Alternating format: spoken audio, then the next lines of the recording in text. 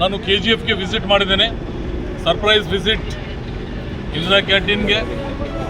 ಮತ್ತು ಇನ್ನೊಂದು ಸಲ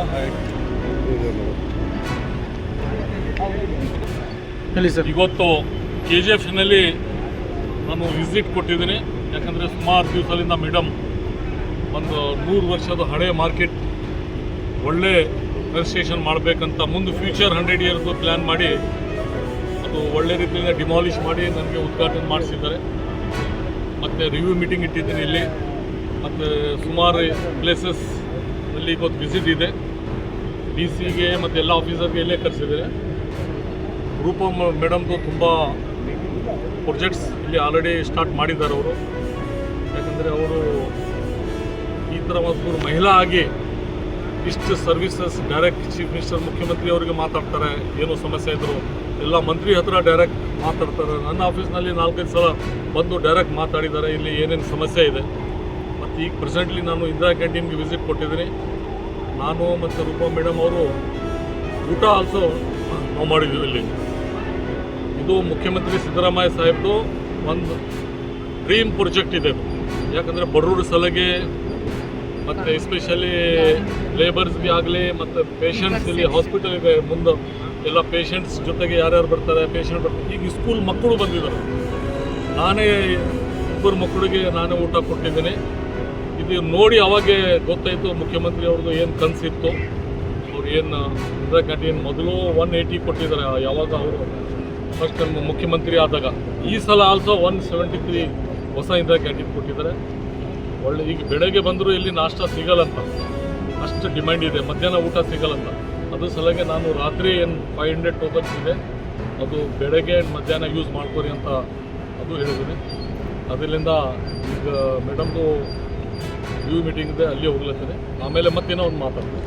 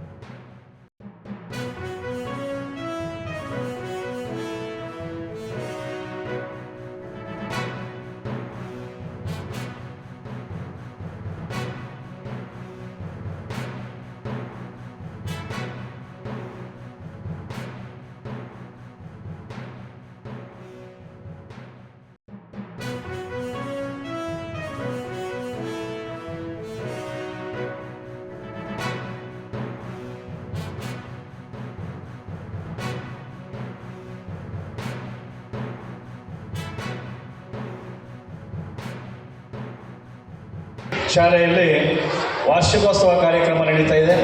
ಭಾಳ ಸಂತೋಷದಾಯಕವಾಗಿರ್ತಕ್ಕಂಥ ಒಂದು ಸುದ್ದಿ. ತಾವೆಲ್ಲರೂ ನಮ್ಮ ಮಾತುಗಳನ್ನು ಕೇಳಿಸ್ಕೊಳ್ಳೋಕ್ಕೆ ನಮ್ಗೆ ಯಾರಿಗೂ ಪೇಷನ್ಸ್ ಇಲ್ಲ. ಆದ್ರೂ ಸತೀಶ್ ಸರ್ ಅವರ ಒತ್ತಾಯದ ಮೇರೆಗೆ 1-2 ಮಾತನ್ನು ಆಡಬೇಕಾಗಿದ್ದಾರೆ.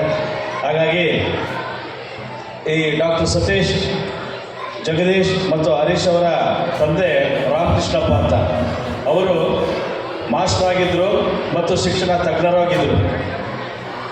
ಅವರು ಯಾವತ್ತೂ ಅಷ್ಟೇ ಅವರ ತಂದೆಯ ಕಾಲದಿಂದ ವಿದ್ಯಾರ್ಥಿಗಳಿಗೆ ಮತ್ತು ಬಡ ಮಕ್ಕಳಿಗೆ ನಮ್ಮ ಬಂಗಾರಪೇಟೆ ಪಟ್ಟಣದಲ್ಲಿ ಏನಾದರೂ ಒಂದು ಒಳ್ಳೆಯ ಶಿಕ್ಷಣ ಕೊಡಬೇಕಂತ ಅವರು ಪಣ ತೊಟ್ಟಿದ್ದರು. ಅವರ ಆಶಯದ ಮೇರೆಗೆ ಅವರ ಮಕ್ಕಳು ವಿದ್ಯಾಸಂಸ್ಥೆಗಳನ್ನು ಪ್ರಾರಂಭಿಸಿ ಇವತ್ತು ಬಹಳ ದೊಡ್ಡ ಮಟ್ಟದಲ್ಲಿ ಬಂಗಾರಪೇಟೆಯಲ್ಲಿ ವಿದ್ಯಾಸಂಸ್ಥೆಯನ್ನು ನಡೆಸ್ತಾ ಇರ್ತಕ್ಕಂಥದ್ದು ಭಾಳ ಸಂತೋಷದಾಯಕವಾಗಿರ್ತಕ್ಕಂಥ ವಿಚಾರ. ಅವರ ಶಾಲೆಯ ಹೆಸರು ಹೇಳುತ್ತೆ ಜ್ಯೋತಿ ಪಬ್ಲಿಕ್ ಸ್ಕೂಲ್ ಅಂತ. ಜ್ಯೋತಿ